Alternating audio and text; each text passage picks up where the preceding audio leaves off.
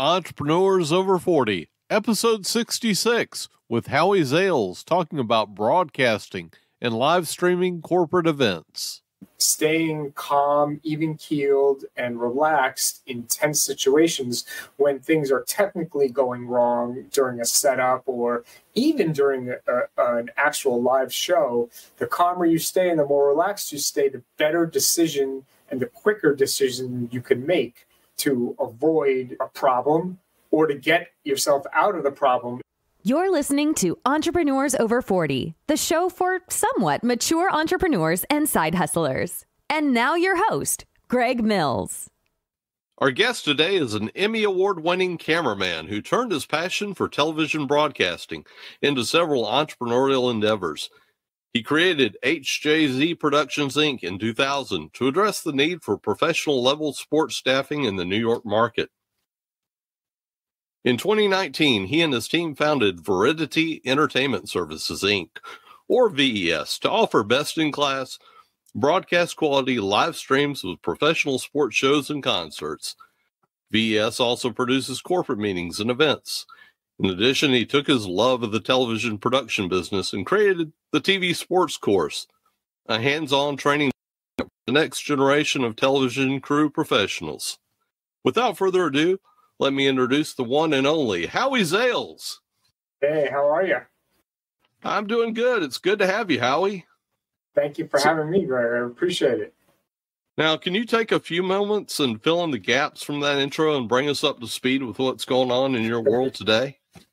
Sure. I started out as a camera operator shooting local sports in the New York metropolitan area, and then I had a few lucky breaks, and I made the best of them, and I started shooting for NBC Sports, the network, and I did Kentucky Derbies, Olympics, Super Bowls, you name it. If it's aired on TV, I've pretty much shot it. And I also spent the same amount of time, over 20 years, shooting for the World Wrestling Entertainment, WWE. I've traveled the world many times over. I've had the great fortune to do that, and I've seen a lot, and I've had the opportunity to work in many great places with great people. Yeah, you probably remember when it was the WWF. Yes. Now, do you come from an entrepreneurial background at all? Did anybody in your family? No one in your family had their own business? Nope. My father worked for the same business for most of his career. Maybe my dad's dad, but I never met him, had a business. Years and years ago, he passed away before I was born, but no, not really. So it could have been passed down through the DNA, but no knowledge imparted, so to speak. No, unfortunately. Okay. Now, you were a cameraman for a number of years and still are, primarily in the sports field. Yes. Do you consider yourself an introvert or an introvert? Yeah, and I prefer talking than writing. I love being on podcasts and speaking to people and learning new things and, just trying to inspire people with my story, Okay. So being a cameraman that focuses on sports events sounds like a dream job. How'd you get your start? How'd you break into that field? Yeah, good question. Well, in 11th grade in high school, I needed an elective. I needed one more class for my schedule, and the course description was TV production and then a field trip to being in New York, NBC Studios and 30 Rock in New York City to get a tour of NBC Studios and to watch a TV show being taped. And I was like, how bad can that be? And I already had this love of sports. I wanted to play professional baseball. So why not, right? And immediately I fell in love, and I knew that I was going to combine my love of sports and my new passion, television, into a career. And I only applied to colleges that had hands-on TV production programs. Okay. Just out of curiosity, how close were you to being able to do that, to become a pro baseball player? Were you not that close? Okay. Gotcha. A lot of people aren't. But I made it to Yankee Stadium where I wanted to play in another way. So I was still happy about that. That's awesome. Yeah. So, and you're the type of guy that would appreciate your job. It's not like, oh, God, I got to go to another sporting event. I would appreciate it as well, particularly Gamecock football. Yeah. So I can't imagine you've probably covered any of their games. I have. I used to shoot all of Notre Dame's home games, so I think they've played each other over the years. So yes. Yeah, I think we played them once or twice. So, yeah. And we got Lou Holtz from there. So that was a good pickup. You've got a successful podcast in the Howie Zales Show. You've got a full-service nationwide sports crewing business in HJZ Productions, a video production company, and Veridity Entertainment. So when do you sleep, and how do you get it all done?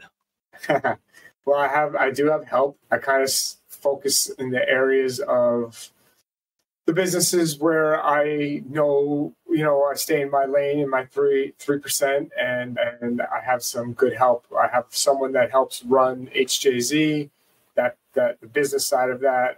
I have someone that runs Veridity, the business side of that, and I kind of float between all. To answer your question, like, how do I get it done? I don't micromanage every part of all the businesses. I only do the parts of the business that I'm good at. My, quote, zone of genius, Okay. Yeah. How did you initially find that niche down to it? Because obviously as a business owner, you would be, or at least it's very tempting to try to manage everything. And that's where people fail. Yeah. How were you smart enough to figure that out and to find that? Right. And, over the years, I tried doing that, and you make mistakes. Mistakes cost money, so you don't want to do that. And when I decided to go full-time entrepreneur, I hired a business coach and went to a lot of masterminds, and I kind of learned that, they said. And I think that was one of the questions I asked, because my business coach had like 10 businesses. I'm like, how do you find the time? How do you know when to work on which business? What time of day? And he said, I just concentrate in the areas that I'm good at. And, I was like, that makes 1,000% sense to me. Yeah, and hire out the rest and surround yourself with smart people. I always say, if I'm the smartest person in the room, then we have a big problem. I try to surround myself with people that are way smarter than I am, no matter what the subject area is. So, yeah, I'm not the smartest person in the house right now, and it's just me and the dog. Yeah. So I'm with you, man. I'm not a smart man. I had to look up the meaning of veridity. According to Merriam-Webster online, it seems to mean the quality or state of being green or naive innocence. Yes. Why'd you choose that name? Great question, and it's a good story. So I went to a mastermind, and we had this idea for this business, and we were looking for a name. And when I say we, I mean my wife and I, Jen and I. And they were talking about, when things go really bad in life and business, and when people react quickly, and when things are bad, it's called being in the red zone, right? And you make an emotional decision and you get very heated quick. If things are going really well and you have a good sale or something and you react really positively, it's called being in the blue, and you could make an emotional reaction based on that. But if you stay even-keeled, good or bad, no matter what the situation is, it's called being in the green zone. And I'm like, that's my personality. No matter what really happens, even if I get upset, my upset is not most people's upset. I'm even-keeled. So we were looking for a word that kind of described green, and we didn't want it to be associated with money because that sounded obnoxious. So we got the dictionary thesaurus out and looked for a word that meant green, and we came up with veridity. I imagine in your job, you have had a lot of stressful situations where your personality probably helped you out a good bit. Yes. Have you always been that way, or was that something you learned as a skill? Yeah, I've pretty much always been a relaxed person. Is there a story that you could share with us where that helped you out a good bit? Yeah, it happens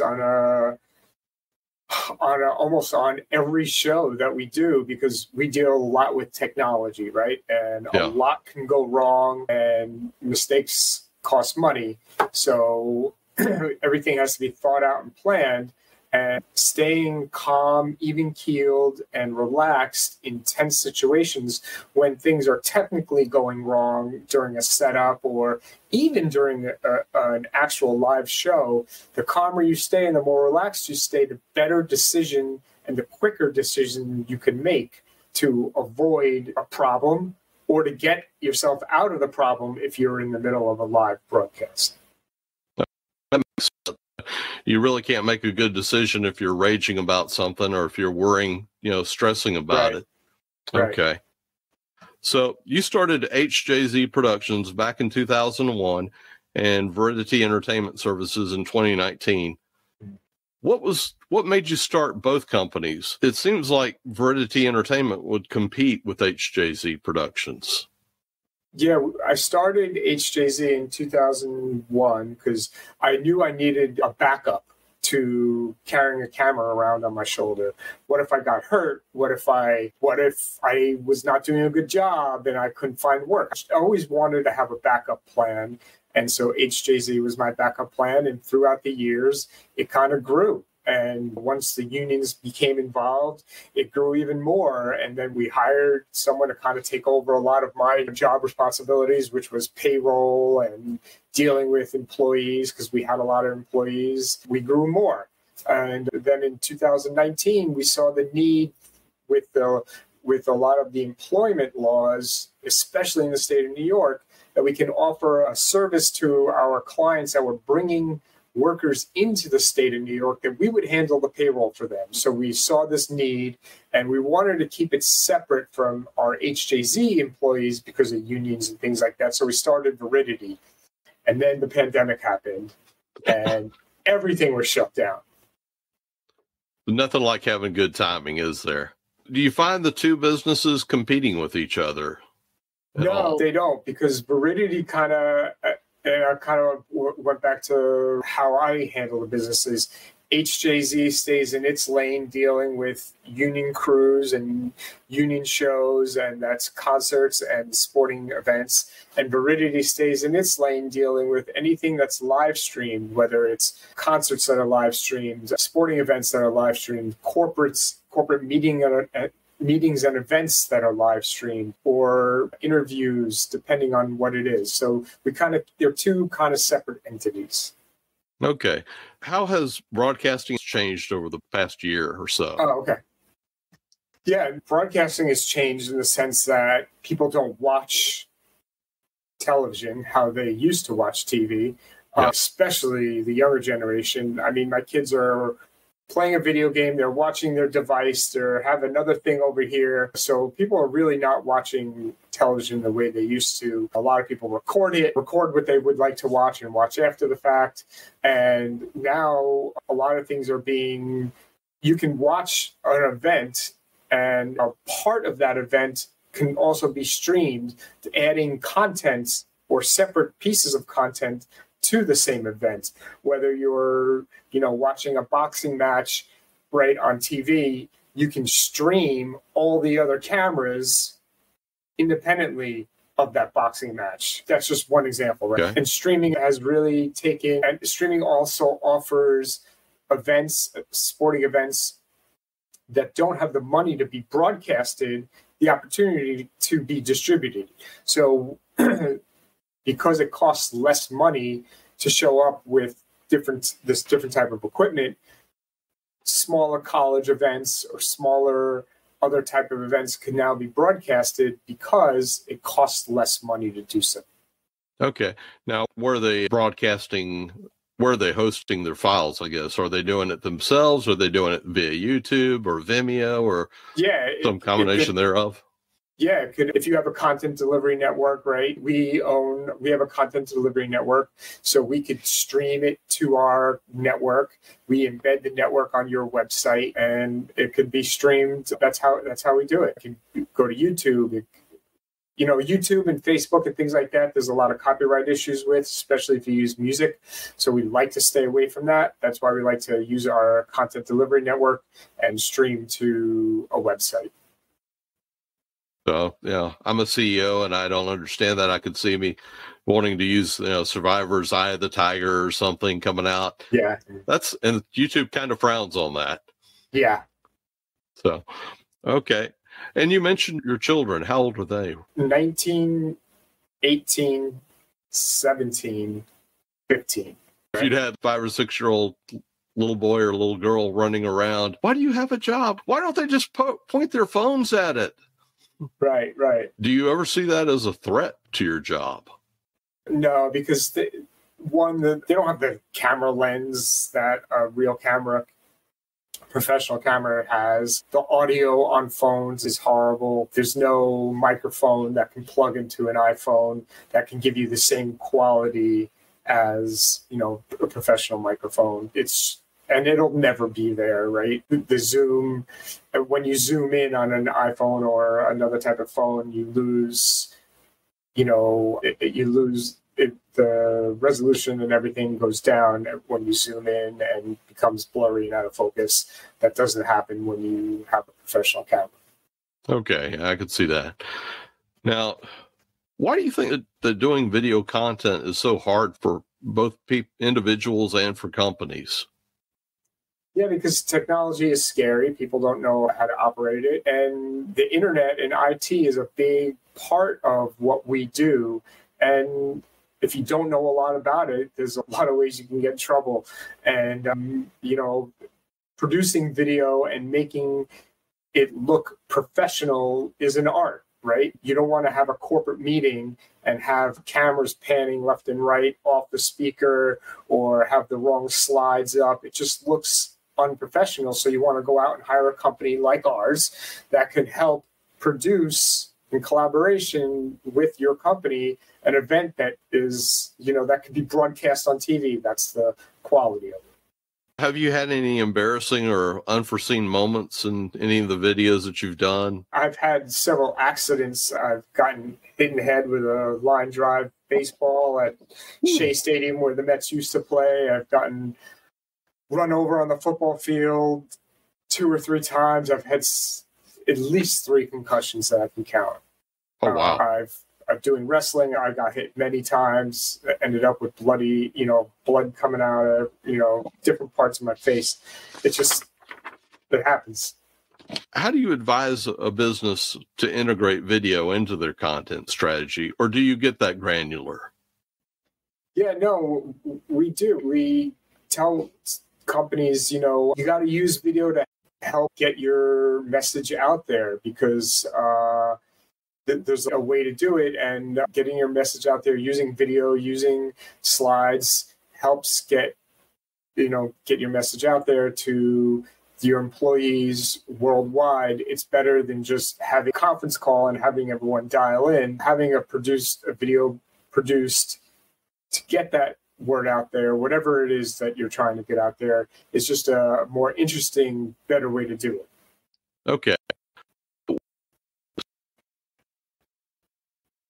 Create more compelling video content. What are some tips and tricks that a company could use to create more compelling video content?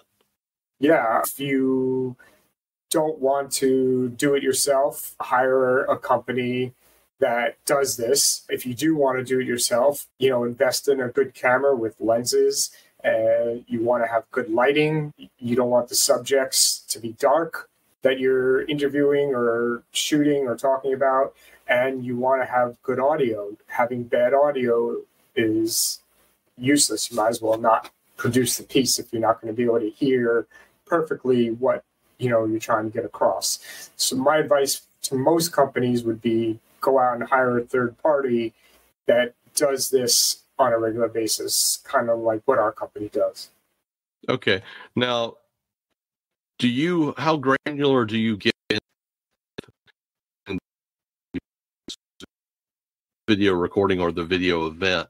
Do you actually plot it out for them, help them generate content? We can work with companies creating what we call a run of show, an ROS. It's basically like an Excel document spreadsheet, and every minute of the event is accounted for. This person is going to speak from 9 a.m. to 9:10, and at 9:04 we're going to roll this video and then that video, and then we're going to have a series of 15 slides, and we give a clicker to the speaker, and then they press a button, and it lets us know when to advance the slide. So we basically create, in conjunction with the client, a run of show, so everyone is on the same page of what's going to happen when.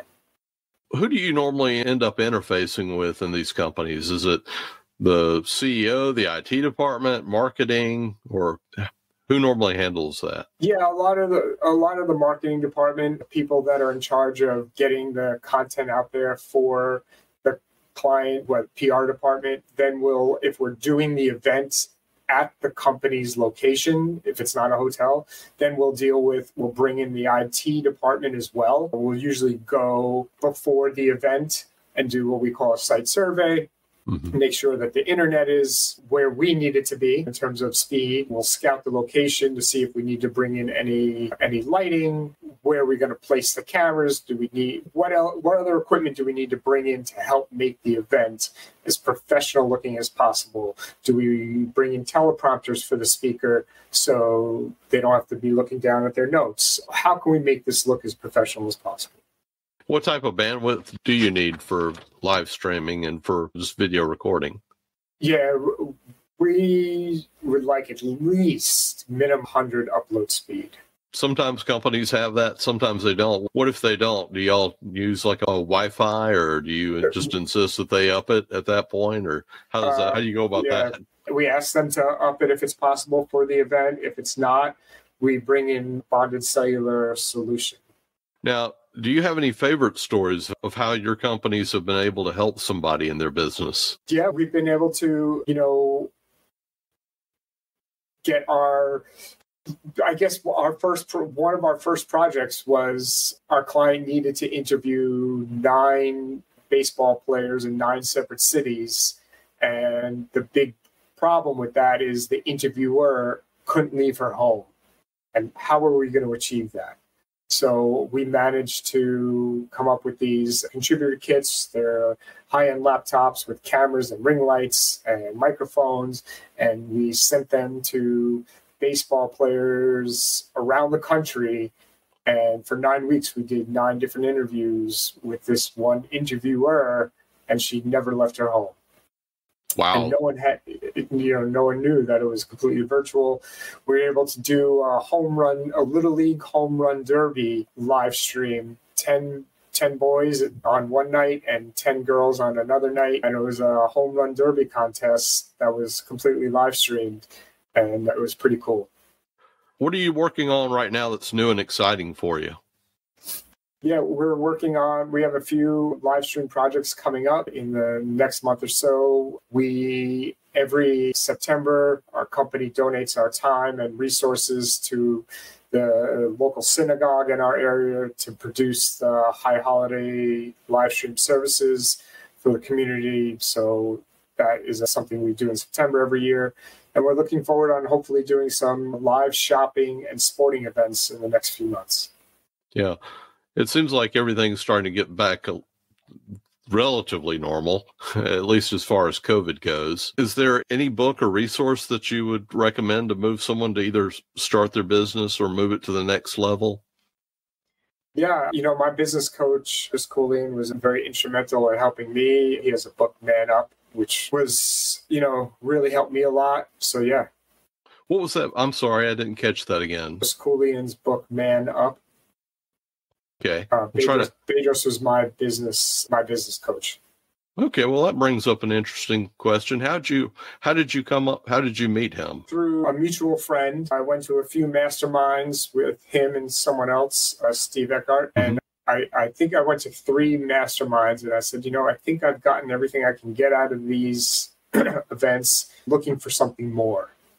And I knew he had a coaching program, and so I signed on. Okay. Is there a piece of software or an app that you find indispensable in your business? Yeah, we use vMix, which is a professional broadcast software. That's how we do our live streams. It's basically having a TV truck in your computer, and we've developed a pretty great workflow with a team that we manage to basically keep all remote. Lastly, what's the number one piece of advice that you can give to our listeners? Number one piece of advice for me is trust your gut. I always go with my gut instinct. When I need to make a decision, I don't sit and hem and haw about it. I make the decision and I go with it. Awesome. Well, that's a wrap. Thank you, Howie, for being a guest on Entrepreneurs Over 40. Thank you, Greg. I really appreciate your time. Check out the newly redesigned Entrepreneurs Over 40 website at www.entrepreneursover40.com. While you're there, sign up to get updates from us. Also, don't forget to subscribe in your favorite podcast app so that you don't miss any other episodes. Thank you for listening to Entrepreneurs Over 40. Check us out at entrepreneursover40.com. If you've enjoyed this podcast, please leave us a review on Apple Podcasts, Google Podcasts, or your favorite podcast directory.